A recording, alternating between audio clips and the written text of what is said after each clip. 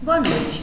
Somos acadêmicos do curso de Direito do terceiro C da FACEAR, administrados pelo professor Antônio Oliveira Neto, e iremos abordar o tema sobre autarquias e associações. Associações públicas.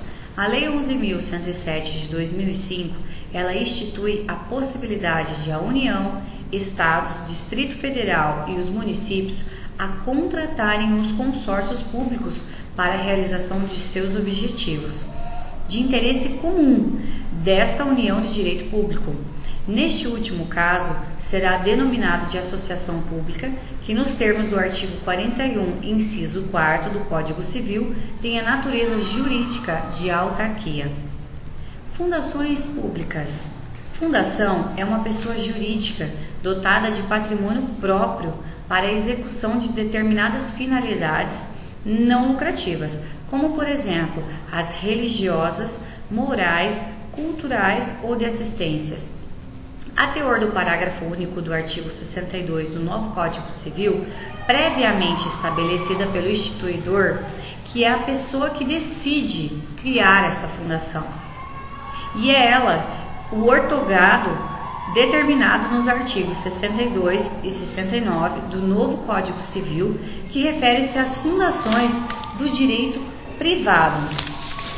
É errado que as fundações tenham necessariamente personalidade jurídica do direito público, assemelhando-se às autarquias a fundações de direito privado, instituídas por particulares. O entendimento denominante é que as fundações públicas elas tenham o mesmo regime jurídico das autarquias, ou simplesmente seriam autarquias.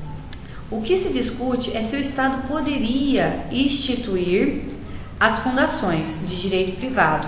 Na verdade, trata-se de discussão tola, pois já se admite que o Estado possa, por meio de lei, criar os serviços sociais autônomos, que são entidades de direito privado, mantidos com vendas públicas, exemplo, contribuições sociais a elas vinculadas ou recursos orçamentários.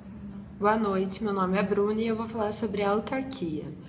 Sendo a palavra autarquia de origem grega, o que significa serviço que se basta ou administração de si mesmo, no Brasil, o primeiro conceito legal de autarquia foi dado pelo decreto da Lei 6.016, que estabelece como serviço estatal descentralizado com personalidade de direito público explícita ou implicitamente reconhecida por lei. A autarquia é o serviço autônomo, criado por lei, com personalidade jurídica, patrimônio e receita próprios, para executar atividades típicas da administração pública que requeiram para o melhor funcionamento da gestão administrativa e financeira centralizada. Autarquias universitárias. A USP, a Unesp e a Unicamp são autarquias universitárias de regime especial. Pela primeira vez, atribuiu-se às universidades e estabelecimentos isolados de ensino superior a condição de autarquias de regime especial, ou ainda fundações. O artigo 207 da Constituição Federal determina: as universidades gozam de autonomia didática científica, administrativa e de gestão financeira e patrimonial, e obedecerão ao princípio da indissolubilidade entre ensino, pesquisa e extensão. Autarquias administrativas. O Estado, quando cria autarquias, visa atribuir-lhes algumas funções que merecem ser executadas de forma descentralizada. Daí não poderão criar regras jurídicas de auto-organização, nem terem capacidade política, e a sua função é somente administrativa. A autarquia é o serviço autônomo criado por lei com personalidades jurídicas, patrimônio e receita própria, para executar atividades típicas da administração pública. Quando essas atividades requeiram para o seu melhor desempenho, gestão administrativa e financeira descentralizadas, integra a administração indireta. São pessoas jurídicas de direito público interno situadas no Estado por vinculação e não próximas, mas fora dele, como é a noção de entidade paraestatal, melhor denominá-las pessoas administrativas. Com a criação da autarquia, o Estado passa a ter facilitada a sua tarefa administrativa.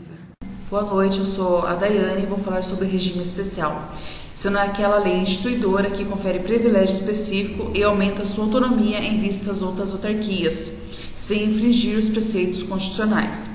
O que ele posiciona são as regalias que as leis criadoras lhe fornecem para seu pleno desenvolvimento, tendo como exemplo o Banco do Brasil. Agência reguladora tem a função de regular a matéria específica, tem a finalidade de representar o Estado e estipular regras para a prestação de serviço público, visando a proteção do interesse coletivo, tendo como exemplo a Anatel e a Anvisa.